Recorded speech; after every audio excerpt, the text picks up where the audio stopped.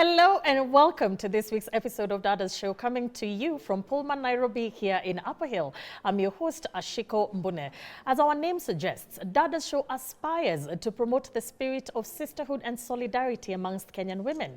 And we do this by creating an open and a safe platform for women to discuss any and all issues ascertaining to their health and well-being, their lifestyle and career, their families, among other topics.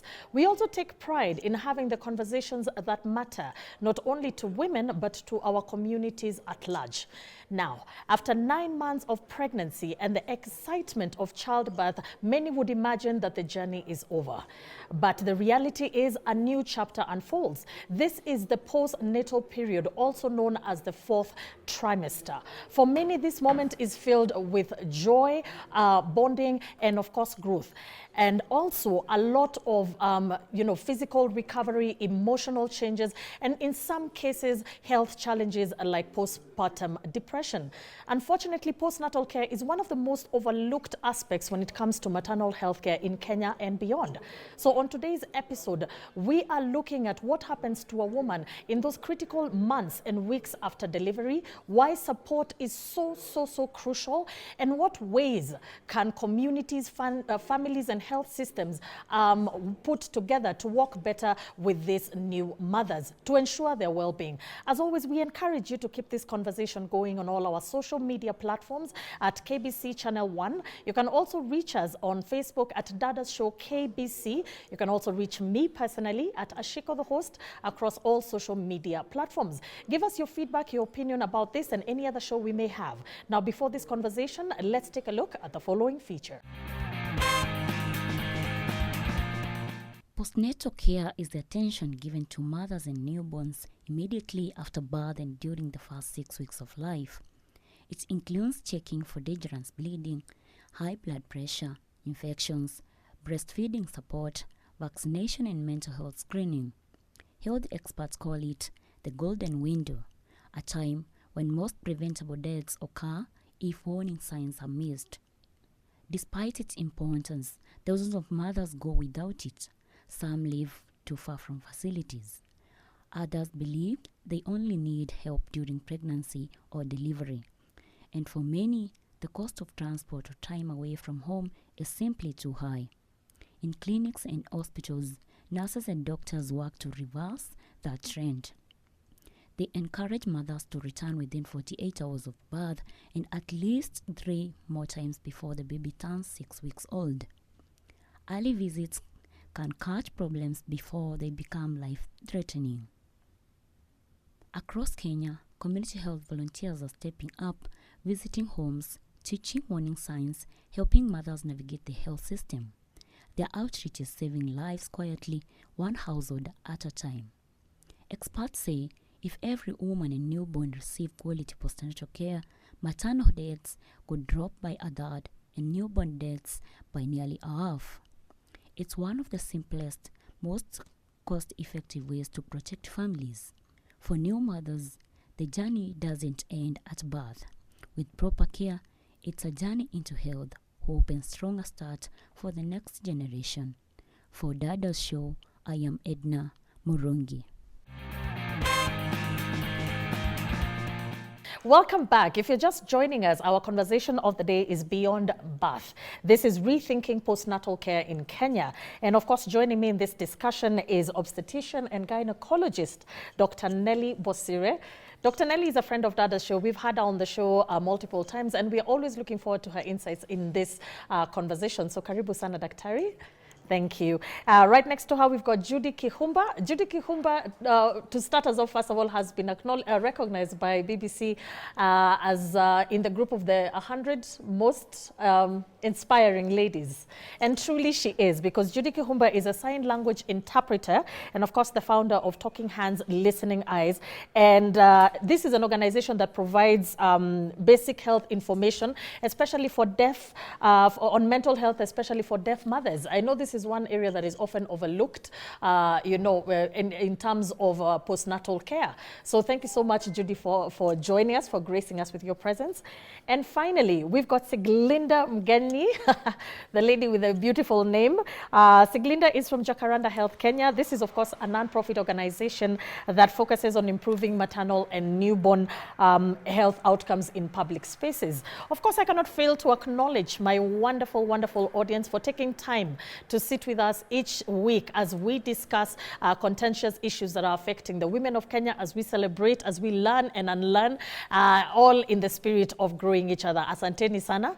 And you at home for joining us as we discuss things that are definitely improving us as women and, of course, the communities at large. So let's start the conversation. I want to start off with a question to all of you. You know, we are talking about postnatal care, which is also known as the fourth trimester. You know, so people are finished. Oh, we finished pregnancy 3. No. I'm the one informing you there's a fourth trimester. This is always so critical, but it's often overlooked in maternal health care. Why do you think that is? Everybody can give me their opinion, but I'll start off with you, Dr. Nelly. Oh, well, I like to look at it. For instance, I compare it to Formula One, something my family loves to watch. Yes. For the viewer, it begins and ends with the race. But we forget how much practice goes into the before, which is pregnancy. And there's a lot of investment in that to get the racers ready for the race. Yes. Then there is the actual race where it's childbirth. Yes. And everyone's waiting to see where the medal is, which is the newborn that's coming into the world. Yes. But very few of us get to see that the car goes back for service, maintenance, and all of that. Yeah. And that's really what the fourth trimester is all about. The space a woman's body goes through to be able to successfully adapt to carrying a newborn and grow them from microscopic size to a whole human being who is 3 kilos, 3.5 kilos, bring them into the world successfully. It leaves a lot on her body that one needs to recover and go back to pre-pregnancy state, and that is a process that's physiological, that's mental, that's psychological, and it's also very physical. Yes. And unfortunately, it also comes, it's not that because the baby came now, mom can, breathe and step back and relax. She has to take care of a newborn. So there is her body that's going back to what it's supposed to be pre-pregnancy, but then there's also the added responsibility of the newborn and the adjustments that her body has to make to be able to take care of her child. So it is a very delicate period, and we've been calling it the fourth trimester. We're currently working to see if we can expand it beyond the first 6 weeks, as it has traditionally been known. Yes. And actually currently the WHO Technical Working Group on Postnatal Care is actually looking to expand this to a year. Oh, wow. So that then we are able to not be so focused on taking care of the baby who And then we started forget the growing, and then mother. we forget the mother. And that comes with a lot of repercussions. Okay, thank you so much. I really like your analogy on Formula One. I think most people are like, oh, the race is over. Then you're wondering, do they stash the cars somewhere? Do they destroy them? In this point, we are the metaphorical cars. So thank you so much, Dr. Nelly, for that. What about you, Judy? I mean, what is your take, especially in the space that you deal with? Why do you think that the fourth trimester, the postnatal care, especially with focus to the mother, is often overlooked? I would top up on what she has said because I think she has explained so much. I'll say that most of the times we look at the event, just giving birth, more than looking at the long journey that this mother has to go, which most of the times make her see the baby, not the mother. Oh, wow, yes. Yeah.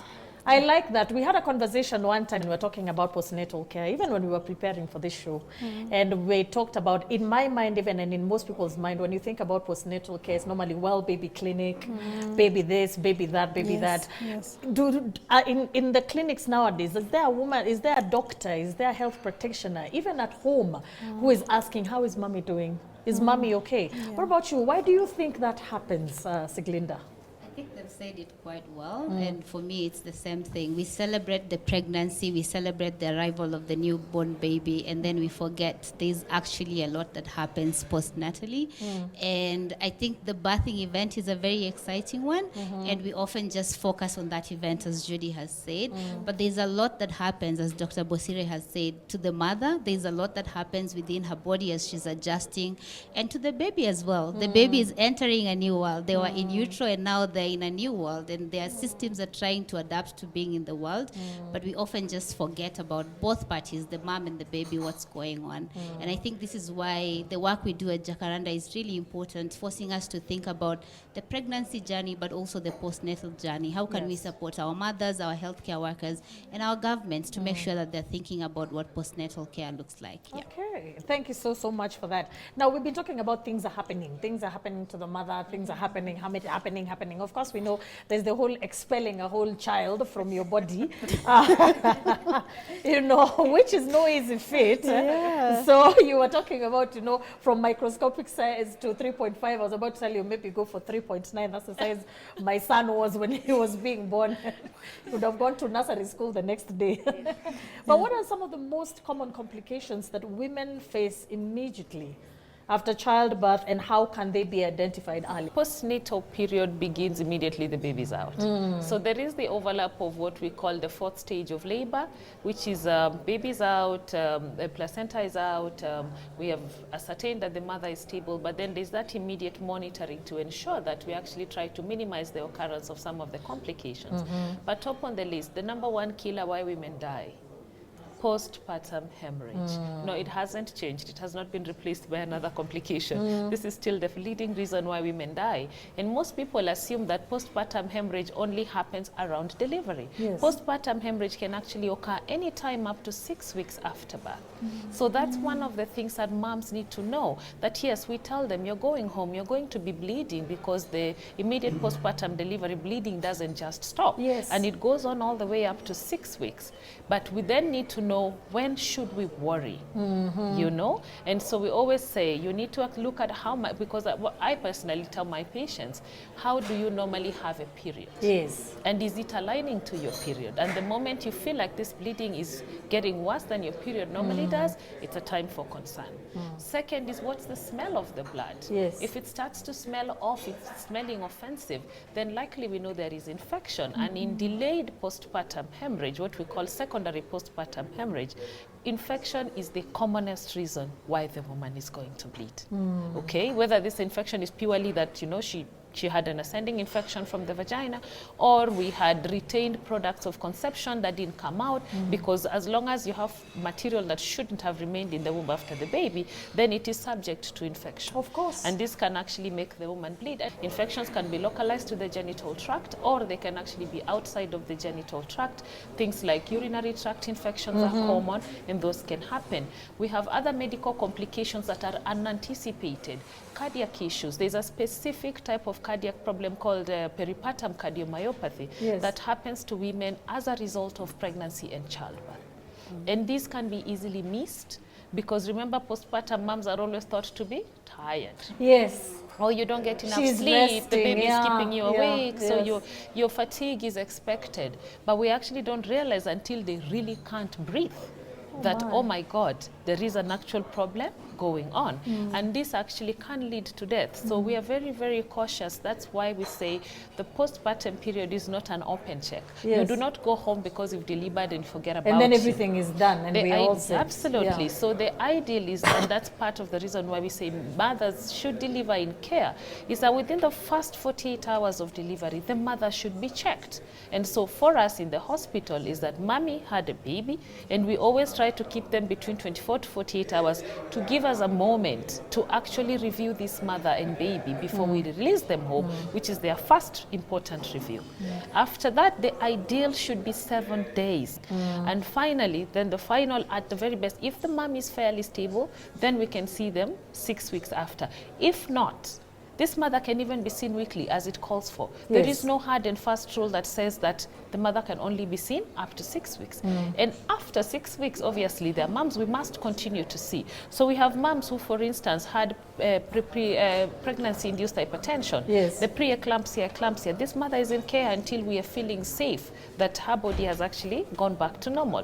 Mothers who may have had diabetes in pregnancy, mothers who may not have had diabetes in pregnancy, but they have big babies. And so we're thinking we could have missed it. We still need to monitor this mother and recheck her 12 weeks after the fact to make sure that actually she didn't develop diabetes in pregnancy. And then, of course, the mental health aspect. Yes. So we have to evaluate, and the ideal is that in the postpartum interactions, every interaction with a mother is an opportunity to actually check whether they're having mental health issues. And we then have to look at it from a mother-baby dyad. How is the mom handling the care of her own baby? How is that interaction? Is it healthy? Is it as it's supposed to be? Because those are some of the complications that can actually arise out of that. The same intensity with which we give the mother attention during pregnancy is exactly supposed to be the same in the postpartum. And one thing all moms will tell you, we stop caring about them. Yes. When you had your baby Ashiko, when your mother called you, what was the first question she asked? Thank you, as if you stopped being her baby. Imagine. Nobody asks about you anymore. Totally, everybody's focused on the baby. And we forget that is actually very neglectful to the mother. Thank you so much for that, Dr. Bosire. Really, really well put. Judy, I want to move on to you. From your experience, you know, in maternity hospitals, what are some of the biggest barriers that deaf mothers get, especially in getting, you know, proper postnatal care? I think I would say the biggest barrier is communication, because we don't have many healthcare providers who know sign language. And sometimes a deaf mom may be explaining how they're feeling, just the same way we've said how a mother should be. Sometimes they may see there is a problem or I need to be checked. But when they go to the hospital to explain how they feel, sometimes the doctors may not understand what they feel. And sometimes even the information they get, sometimes they'll just nod, thinking as a doctor they're getting it, but they're not getting it. I've seen a case where moms break down when I go to visit them and I see what they were understanding, the doctor said, and what they meant were two different things. For example, a mom has given birth and the baby, you know, there's that dawa they put in the eyes. And she's not aware that she's supposed to wipe that even as she continues, even after going home. And I go and ask her, how is the baby doing? Of course, we'll talk with her. Then how is the baby doing? She tells me the baby is not opening the eyes. Check in, you find that the baby has even gotten jaundice because she didn't know that she was supposed to check out on so many other things. So for this reason, I find that they feel like they are left out, yet this is where they need to get safety more. So my challenge, and the biggest challenge of all, is communication. Even for the doctor to tell them, when you go home, this is what you're supposed to check out on. Even for yourself, what you're supposed to look up for yourself. That's the same way you said, the smell of the blood. If they are not aware, it's supposed to smell differently from. So there's so much, and all this is about communication, I would say. Oh, wow. I mean, wow, thank you so much. And we definitely thank God that there are people like you who are filling in the gaps. Now, Siglinda, moving on to filling, you know, talking about filling gaps, you know, how is Jacaranda addressing the gaps in postnatal care? Because we're talking about lack of communication. We're talking about adequate follow-up. So how is the organization, since you work very, very closely with public health facilities and systems, how are you filling in that gap? Thank you so much.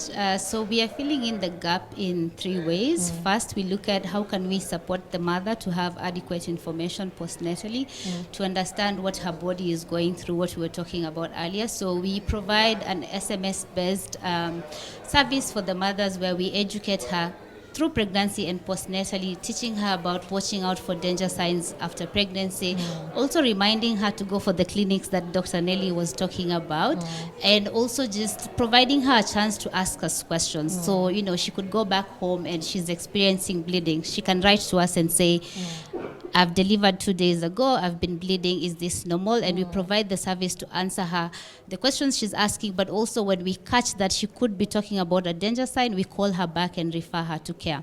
So we have a service on the mother side, providing information and providing extra reminders and education, as well as referring them to care. On the health system side, we have 2 services. One is healthcare worker focused, where we train nurses and midwives and doctors around the care for newborns and vulnerable babies. So we have a trainer of trainer models where we mentor healthcare workers, just educating them for what to watch for, complications, and the extra care that newborns need to have. And then on the government side, our expertise is really around providing data for them to prioritize and understand what are the key complications that we're talking about, what are the key complications postnatally. How can you prioritize improving the health system so that mothers, as they come back for their postnatal care, newborns as they are brought back by their mothers, they have the adequate services that they need. Also, like, what are the investments you're making in the health system to make sure that the right commodities, the right healthcare workers, the right infrastructure is there for the health system to support postnatal care. So that's what we do, and we do this in over 50% of Kenyan counties. We work with 24 county governments, and we've been able to reach over 1,000 healthcare providers, and annually we're reaching about 580K mothers, just providing them with this support. Oh, wow. Congratulations, and keep up the good job, Jacaranda. Thank you so much. Now, let's move on to something that, of course, Kenyans are still considering. This is stigma. This is not, there's very minimal information about it, and this is postpartum depression. You know, how common, Dr. Bosire, is postpartum depression in Kenya, and why does it often go undiagnosed?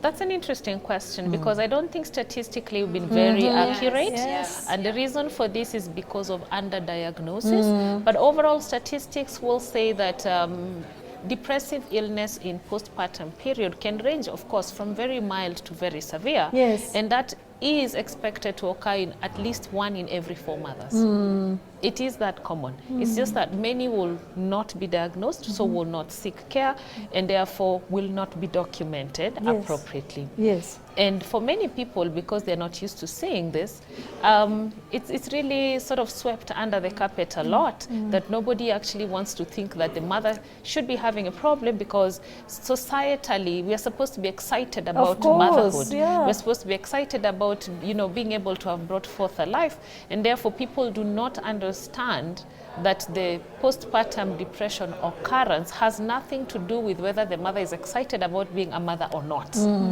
You understand? It's a mental health illness that is going to occur at that time. And so the support that is required then is not properly thought through. It's not a service that is, first of all, from the point of diagnosis, is not well taught, is not well trained. If you actually took a random poll of, let's talk about midwives, who are the backbone of our postpartum care units in this country, you'll probably find that maybe only 1 in 10 remembers that this is a possibility. So it's not put there as routine screening, yet ideally, it is supposed to be a routine screening tool. The same way a mother comes into care, she has a blood pressure taken, she has a weight taken. There is actually supposed to be a mental state evaluation that gives you an idea of, do we think the mother may or may not have a risk of going into postpartum care, postpartum depression. On the other hand, even for us who are in care as the care providers pre-delivery, we also fail to begin to pick up the high-risk mother who has a high likelihood of ending up with postpartum depression after the baby has come. So we have a condition that is quite common, that is getting worse because our support structures around childbirth are going away. Remember, in the African setting, the baby was born and the entire community was available to care. So you were told you had a baby, you go and rest, we will feed you in bed, right? Somebody will take care of the baby. When the baby is breastfed, somebody else will help to burp, somebody will help to change the diapers. But that's no longer there. We actually see moms who drive themselves to the hospital, park their car in the parking lot, walk into the delivery room, they deliver their baby, discharge themselves, strap their baby into a car seat, and drive themselves back home. To go home alone. To go home and handle all of that alone. Sorry to cut you short, because I think one more crucial, just before we take a break, and I'd like, Siglinda, for you to take that. What are some of the telltale signs? And of course, we can add on to that after the break. What are some of the telltale signs? Because we are talking about it's undiagnosed because it's not known. Of course, the relationship with the child. You know, Matthew, have an idea what are some of the telltale signs that you have experienced of postpartum depression? Yeah, I'm not an expert here, but just reflecting on some of the messages and questions we get from our mothers that could possibly be experiencing postpartum depression is inability to bond with the baby or inability to take care of the baby. I think that's often one of the clearest signs. And then the second one, going back to the mother, is inability to take care of themselves. So they might not be able to feed themselves. They might not have had a shower for a couple of days. They might also not be leaving their house for a couple of days. So these are some of, I think, the messages and questions we get from mothers. They say, I've had my baby and I'm not feeling excited about this baby. What could be the problem? And I think those are some of the signs we see, just looking at what from mothers the hotline. ask. Nelly, you have something to add? Judy, you have something to add before I'll we leave? say yes, because I went through postpartum depression. Okay. And that's how Talking Hands was started. Yes. Because I had not heard about postpartum depression, and as Doc is saying, it's true. Some of the things that a mother goes through sometimes can help doctors to know if this mother will go through postpartum or not. Because had I been checked, they would have known there was something going on that would have caused postpartum depression. And what I would say that what made me go through start the organization is because I didn't have a lot of information. And the deaf people, most of my friends are deaf people. The deaf people would come to check on me and they would see me different from the other days. Sometimes I don't want even anybody to touch my baby because I had lost so many people within that time of pregnancy that I held on to even to the baby, including losing a pregnancy along the journey. So if somebody had checked on me and had known this person is behaving differently, then it would have been checked and would have been diagnosed, and I would not have gone through the pain I went through because I was having these headaches that were never going. Even when you take medication, they are never going. So I'd say that we need to be more keen, and as she says, and I hope this message goes to our healthcare providers, that we need to be more keen on mothers when they come for clinics. Yeah. Oh, wow. Thank you so much. And I really hope that at home, if there are any healthcare workers or people involved in the healthcare systems, you're definitely taking notes, okay? So we're going to take a short break and then we'll be back for the question and answer session. Don't go far away.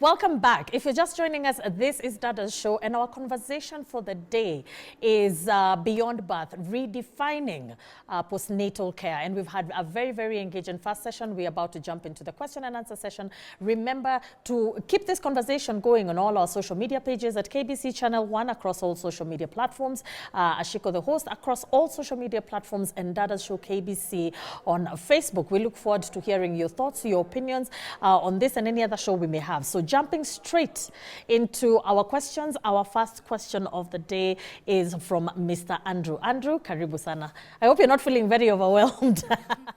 Karibu sana, the floor is yours.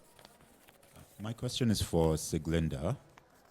What low-cost, community-driven solutions are making a difference in maternal health? Thank you so much, Andrew, for that question. I'm going to talk about a low-cost, very empowering solution that Jacaranda has been implementing over the last couple of years.